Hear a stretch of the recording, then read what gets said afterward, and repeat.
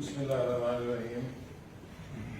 Honorable faculty members and administration of Beijing Institute of Technology, our diplomats from Embassy of Pakistan, Secretary Ministry of Planning, Vice Chancellor, Pakistan Institute of Development Economics, and dear students. It is indeed a great honor and privilege for me to visit Beijing Institute of Technology, which is one of the premier institutes and learning centers in engineering and technology in China, and maybe we can call it MIT of China. So I'm very honored to meet each one of you, because you have come far away from home to acquire knowledge, and I can relate to you because at one point I also left my home to study abroad.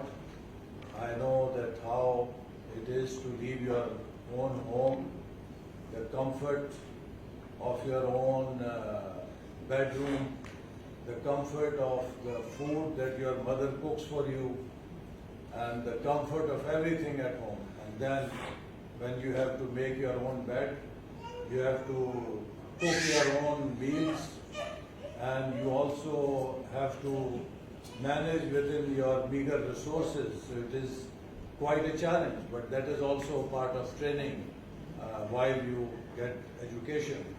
And in our tradition, it is said that, go as far as China to seek knowledge. And I was just at Center for Research and the Development Research Center, with which we have recently just now signed an MOU to exchange experience of what China has done remarkably in the last few decades, which is a miracle in human history, lifting 800 million people out of poverty in one generation.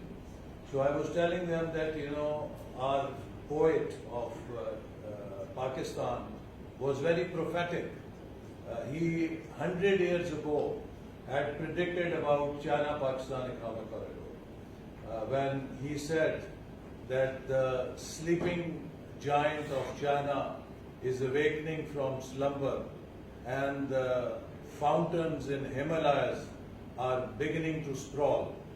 So 100 years ago, he forecasted that China is rising and Himalayas are going to be the fountains of cooperation between us and Chinese people. So I think that is where he abstractly foresaw China-Pakistan economic corridor that will bind us and strengthen our relationship more strongly. Pakistan and China are two countries which have a relationship like no other country. Even in your own homes, between brothers and sisters, sometimes you have a good day and sometimes you have a bad day. But between Pakistan and China, in our entire history, we have never had a bad day. It has been a relationship that has blossomed in the spring season, and every year this spring season brings new flowers of cooperation. I was very lucky and fortunate to sign the first MOU in 2013 of China-Pakistan economic corridor when Prime Minister Nawaz Sharif was invited to visit China immediately after taking oath of office. And when we signed this piece of paper, CPEC was just an abstract idea. It was an expression of goodwill or an expression of intent documented on a paper. But within a couple of years, we were able to translate this understanding into tangible project which brought in $25 billion of investment in Pakistan. And I want you to remember, this was a time when Pakistan was suffering from 18 to 20 hours of load shedding. We did not have enough electricity in Pakistan to even run our hospitals or offices or homes uninterrupted for 1 hour.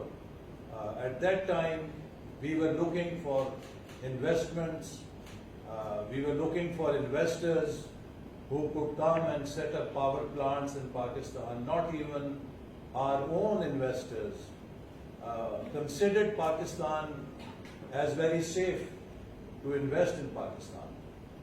At that point in time, President Xi Jinping visited Pakistan in 2015.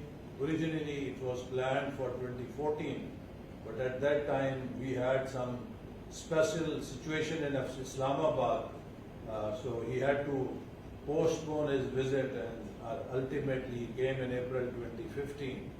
And when he came, we signed $46 billion worth of MOUs.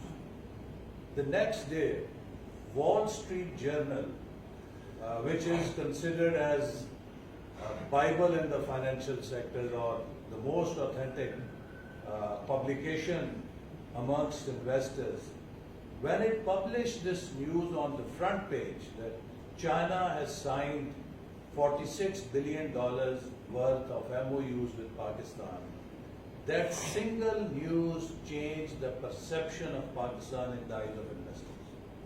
When they saw that China can trust Pakistan with such a big investment, what are we missing?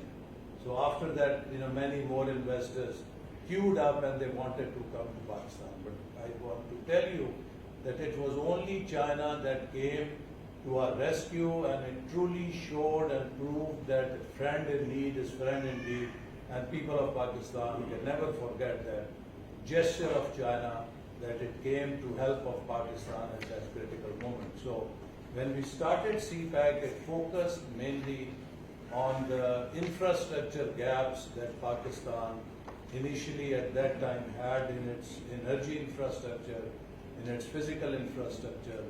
We were able to construct motorways. Hazara Expressway is one, Multan Sector Motorway is another.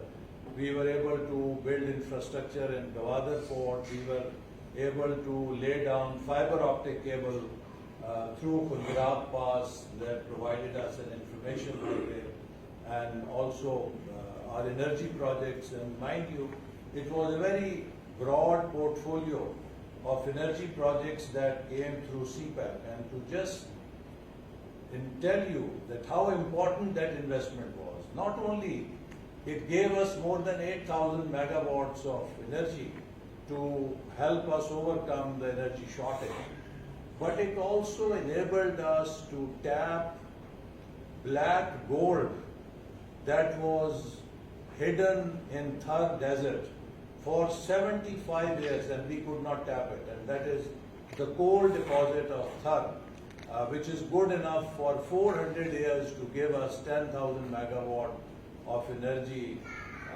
but we could not tap it because we lacked both finances and technology. So CPAC actually enabled us to do mining for Thar coal and also convert that coal into productive asset, and we today have the cheapest electricity produced from the Thar coal, which is also environmentally safe because all the plants that we put up were compliant with the environmental standards. So CPAC helped us in the first phase build strong infrastructure.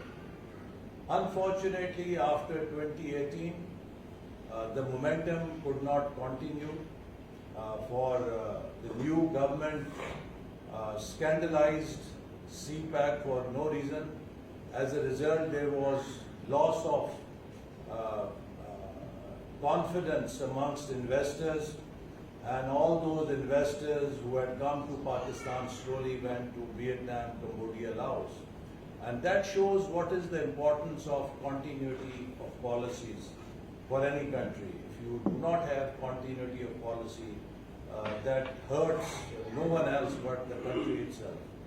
But subsequently, when we came back in 2022, we again revived CPAC, engaged our Chinese friends, And as a result of that, on 1st of August 2023, Vice Premier of China, Mr. Halifun, with whom I had the honor and privilege of working as a counterpart when he was chairman of NDRC on CPEC projects, he visited Pakistan and he announced that we are now ready to work with Pakistan on phase 2 of CPEC, and President Xi Jinping wants this second phase to focus on 5 new corridors. Corridor of growth, CPEC phase 2 should bring growth in Pakistan. Corridor of livelihood, it should be able to provide livelihoods to the people and also contribute towards socio-economic development. 3, corridor of innovation.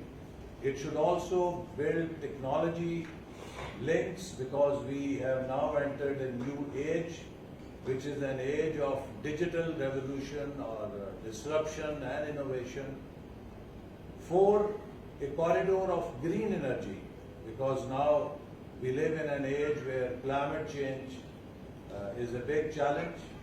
And 5th, a corridor of open regional cooperation, so that we are able to link with the region and can create a bigger regional market and can have more opportunities from our cooperation for the whole region, and so we create a community of shared future and prosperity with more people in our region.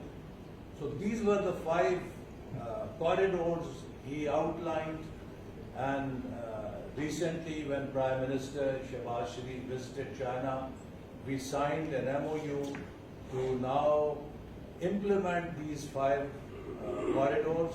Today I'm just coming by presiding over co-chairing the 14th JCC meeting of CPAC with the Vice Chairman of NDRC China, and I consider myself very lucky that out of 14 JCC meetings held so far, I have had the honor of chairing 11 out of those 14 JCC meetings. So we have today decided to now move with full speed on the CPAC phase 2. So why I am here? I am here because CPAC phase 2 moves beyond brick and mortar. The first phase was very much focused on infrastructure, which is brick and mortar. The second phase moves beyond brick and mortar to brains and minds. It takes us or prepares us for the new knowledge revolution that is now affecting every country and the whole of humanity. We are a generation that has seen the journey from slates to 5G in almost 6 decades. The change we saw in 6 decades, probably you are going to see more change in the next 6 years. That is the speed of innovation. And if you want to truly know how fast this innovation is becoming a disruptor, you just have to look back and look at the fate of Nokia and BlackBerry.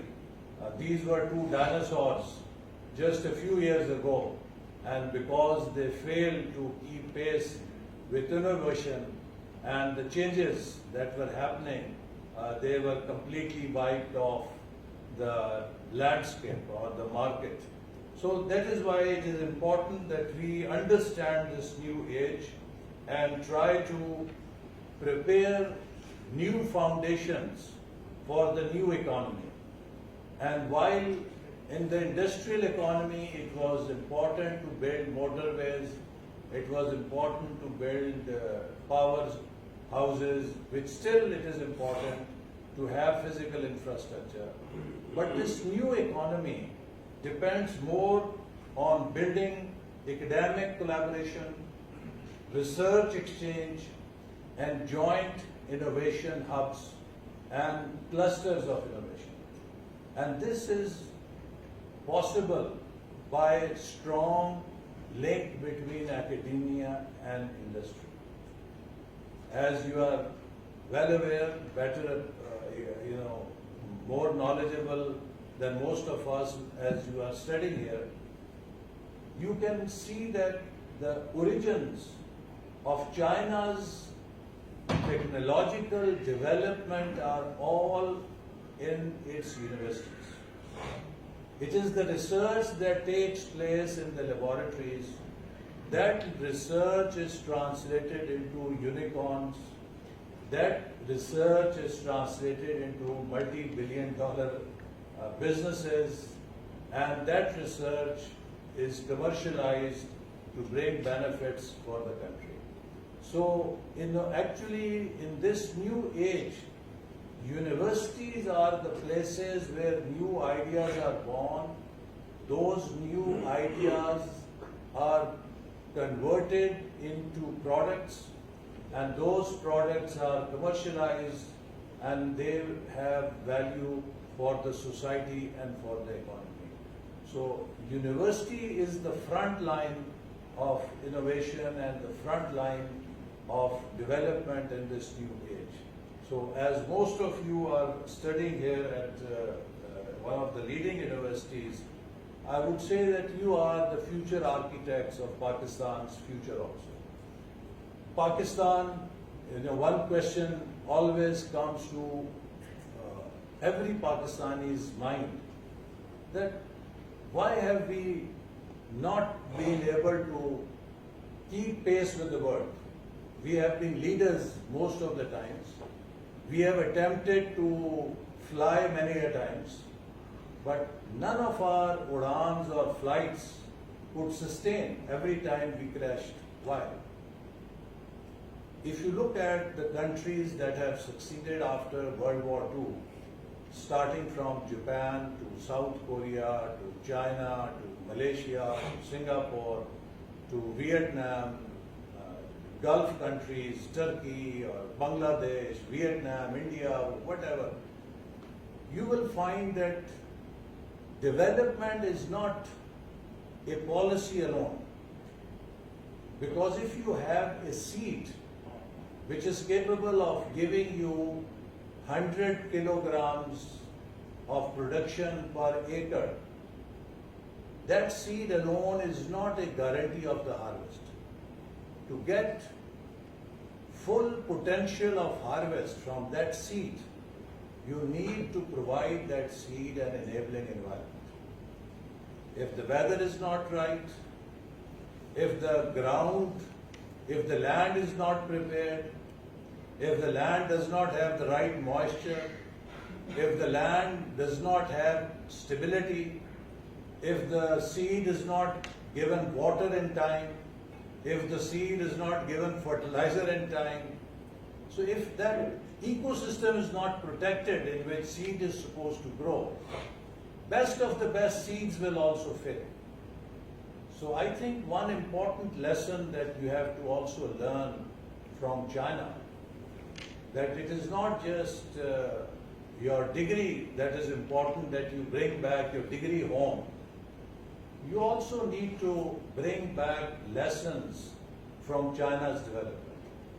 And that lesson is common in every successful country that we see in last 5 decades. Success comes through establishing an ecosystem for that country to progress and develop. And that ecosystem rests on 4 pillars. The first pillar is peace. No country in human history has ever progressed with conflicts. So you must ensure that there is peace within and outside. Without peace, you cannot grow, and I think you must have now seen that how wise Chinese leadership is, that while others may like China to get sucked into conflicts, but China is always very wise to navigate its path in a way that it has avoided conflicts because it needs peace for development. The second important pillar of development is political stability. In human history, there is not a single example where any country has developed with political instability. So, you must have stability if you want development and progress. The third element is that in each of these countries, you find that they translated their stability into decade-long tenures of successful regimes, because it takes at least a decade for a policy to deliver results. Policies don't deliver before a decade. You can do a project in 3-4 years. You can construct a highway, a dam in 3-4-5 years. But to get results from a policy, you need at least continuity for a decade. And therefore, you find in every successful country, you look at our neighboring country, India, Manmohan Singh 10 years, Modi 15 years, go beyond Bangladesh, Hasina Wajid 15 years, so go beyond Malaysia, Mahathir 22 years, Singapore, Lee Kuan Yew 31 years. In China, since 49 there is one party, every president does a 10-year term or 15-year term. In Japan, since Second World War, LDP is ruling except for 3 years there, so there is continuity. In Turkey, 22 years of Tayyip Erdogan. In GCC countries, so you find tenures of decade or long that have provided them that stretch where policies could germinate. But then if the fourth element is missing, that stability and continuity can actually become a curse, because then it will consolidate sometimes or strengthen the status quo. You also need the fourth pillar, that is a commitment to reform and modernize, so that you use that stability for upgrading your economy, upgrading your skills and capabilities. So each of these countries where there was stability, continuity, the leadership also had a progressive agenda. We had progressive agendas, but every time our progressive agendas were cut short. For example, in 1991, Pakistan was the first country to introduce economic reforms in South Asia. But those reforms were cut down in 2 to 3 years, and India borrowed those reforms when Manmohan Singh was the finance minister, and they continued on those reforms for 10 years, and in 2000 they overtook us. Then we did Vision 2010. After 2 years there was martial law and it was thrown out. We had Vision 2025. We were well on its path to achieve top 25 slot by 2025. In 2017, PricewaterhouseCoopers gave an assessment that if Pakistan continued on this trajectory, by 2030 it will be in the top 20 economies. But in 2018 again there was a jerk, there was a reversal of policy, and we lost our path. In 2022, when we came into government, we were facing almost a default situation, where there were bets happening that how long will it take for Pakistan to become Sri Lanka? 2 weeks or 4 weeks? Because on 1st of April 2022, we had internally defaulted, and now people were second guessing how long will it take for us to default externally. At that time, I must give credit to the courageous leadership shown by Prime Minister Shehbaz Sharif, who was heading a coalition government, that we took some very tough decisions. And as a result, not only we averted the default, but as a result of which, within 2 years, we have seen that the inflation has come down from 38% to 4.5%. The policy rate of the bank has come down from 23% to 11%. And similarly, the stock market has gone from 80,000 index to 154,000 index, making new records. And this is now, according to many international experts, almost a mini miracle that Pakistan has shown. And as a result, in last 1 year, each and every international credit rating agency, whether it is Fitch or it is Standards and Poor or it is Moody's, they have upgraded Pakistan, that Pakistan has shown progress and has shown macroeconomic stability. So with this stability now, we have launched Udan Pakistan program that seeks to put Pakistan in the league of $1 trillion economy by 2035. Now this is a little ambitious target, but not unachievable. It will require a stretch of effort. It will require an extra plunge. If we make that extra effort and if we make that extra plunge, yes, we can achieve it. But if we do business as usual, then probably we may not be able to achieve it. So therefore, it is extremely important that now we commit ourselves, learn from our history, and ensure that Pakistan builds the right ecosystem for development. We cannot afford more disruptions. We cannot afford more discontinuities of policies. We cannot afford more of polarization in the country. We all need to rally for the economic progress, because in today's world, as you know, some time back one US president said, it is economics stupid, that it is the economic strength of the country that actually gives you strong hold in every field and department. We have recently, alhamdulillah, won Marka-e-Haq, and that has changed the profile of Pakistan. That has given Pakistan a new standing in the Committee of Nations. And as a result, you see that now where Pakistan is standing, and after that, we also recently signed a defense pact with the Kingdom of Saudi Arabia. That is another landmark for Pakistan. So, having won Marka-e-Haq, now we have to prepare ourselves for Marka-e-Taraqi, the battle for development. And the path for battle for development goes through winning battle of innovation. And we must prepare ourselves to upgrade our capabilities in each and every sector, whether it is agriculture. From commodity agriculture economy, we have to become value-added, high-value, agro-based agriculture economy.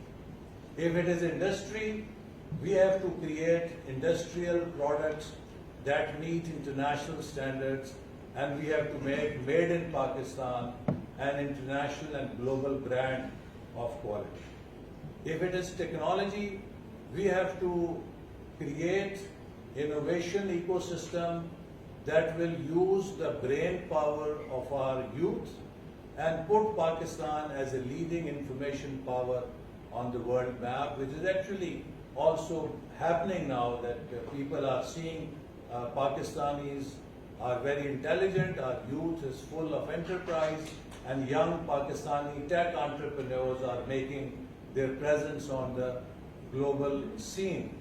So these are the areas where Udan Pakistan focuses. Our first and foremost priority is developing a strong export-led growth platform, because that is where we have been weak, and unless we become an exporting nation, we will not be able to sustain our growth. Our second E pillar is E-Pakistan, how to become a techno-economy, how to connect our economy with the power of technology. Our third E is environment and climate change, and this university is one of the leading universities in the world on sustainable development. So I think you know that what kind of challenges we face back home. So many of you will, inshallah, bring back solutions that will help us face the challenge of climate change and how to overcome food and water security challenge, which is a byproduct of climate change. fourth E is energy. How do we have affordable, efficient energy and renewable energy? And fifth is equity, ethics and empowerment. How do we empower our people so that no one is left behind? And that means how do we give good education, good health, and how do we control our population growth, which has gone out of control, to have a balance between our growth, development, and resources, and how many people we have. Because we don't want an army of illiterates, we need quality of human resource. As now, it is not the muscle power that counts, it is the brain power of a nation that matters.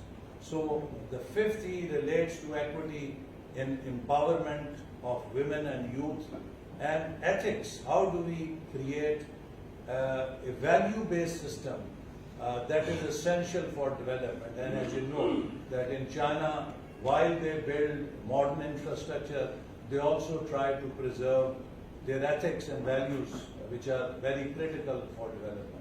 So this is the 5 E's framework that's very well aligns with the 5 corridors of CPAC Phase 2, and we are now working on them, and we hope that you are going to be the torch bearers of this journey, because our generation is playing the last maybe 100 meters of our professional life. But from here to 2047, when Pakistan will celebrate its centennial, it is your generation that is going to lead this journey.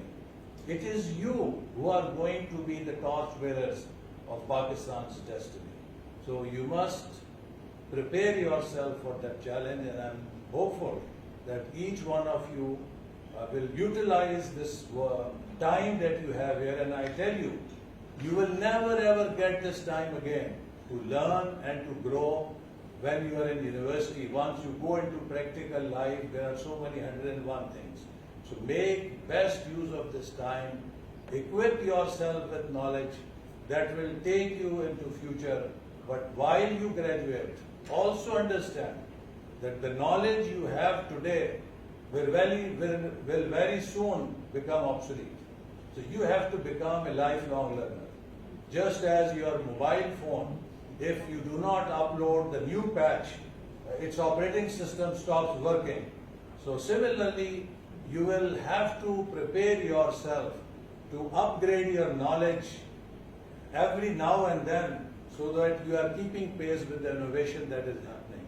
So with these words, it is really a pleasure for me to meet you, to share with you what we are doing, where we are headed, and if there are any questions and answers, I'll be too happy to answer. And my best wishes for your success at BIT, and I hope each one of you will be ambassador of Pakistan here, and when you come back, you will bring that ecosystem of China with you to be the change agent in Pakistan and be the innovator that Pakistan needs for its future. Pakistan Zindabad. China.